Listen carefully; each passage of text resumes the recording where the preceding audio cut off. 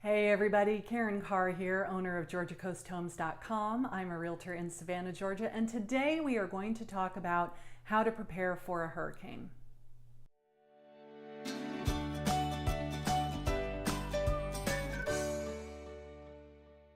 So let's get started. Tip number one, if they tell you to evacuate, please do it. I can't tell you how many times we see on the news somebody that had 3 days worth of warning and yet they had to be rescued by boat from the top story of their house because they refused to leave. Wouldn't you rather get in your car and drive 4 hours away and spend the night in your car and drive home and find out that nothing happened to your house than have to be airlifted from your roof because the water was 20 feet high? So if they tell you to evacuate, it's with darn good reason. Take it seriously.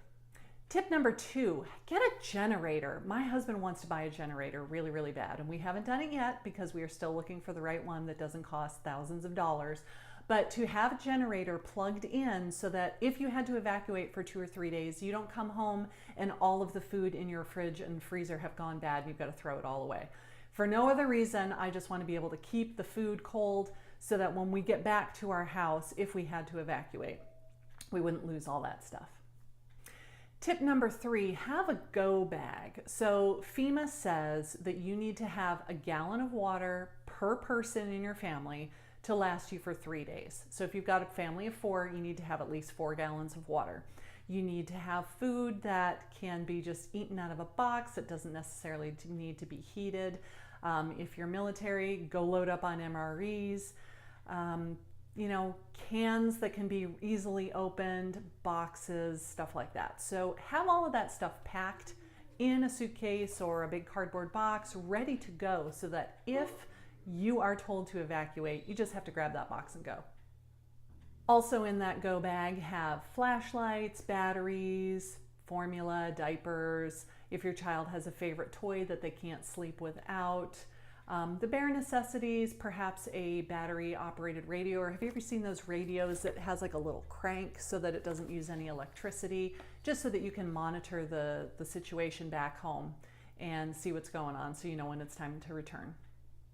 Tip number 4 is to bring in anything outside that would be considered a projectile, even your garbage cans. If there are strong winds, those garbage cans are going to go flying, and the last thing you want is for that to go soaring right through your living room window. So bring in toys, lawn chairs, the garbage cans, anything that normally sits outside your house. Just bring them in, stick them in the garage before you head out.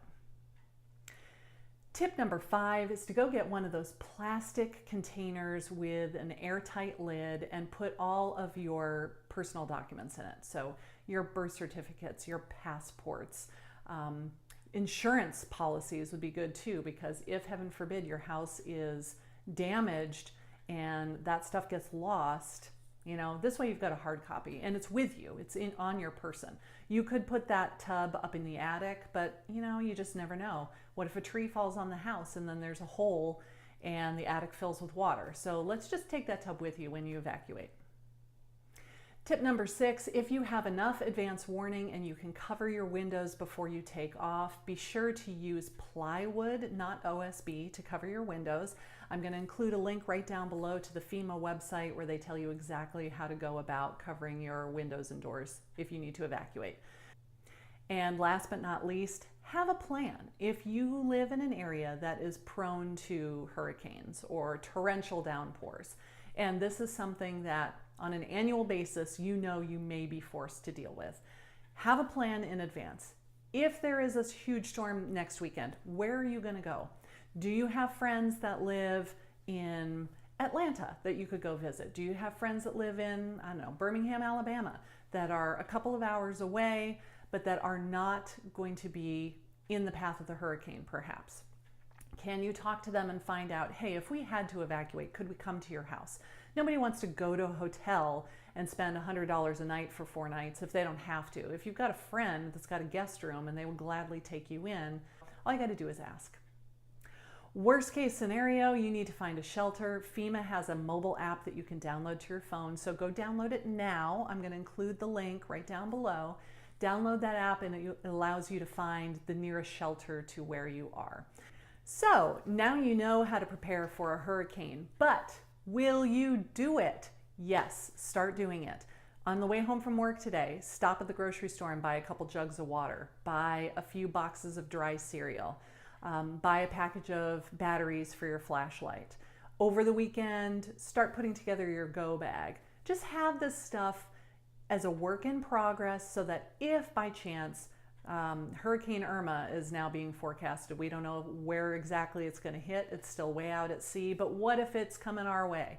At least this way you'll start having your stuff together and you don't have to wait until the very last minute and then head to the supermarket and there's a complete frenzy and there is no more bottled water because everybody's bought it all. The whole key to hurricane preparedness is preparedness. Thank you so much for watching. If you liked this video, please hit the thumbs up button, leave a comment. I try to answer all of my comments personally. And if you liked it that much, consider subscribing to my channel. I put out weekly videos on all things real estate. Thanks again for watching, and I'll see you next week.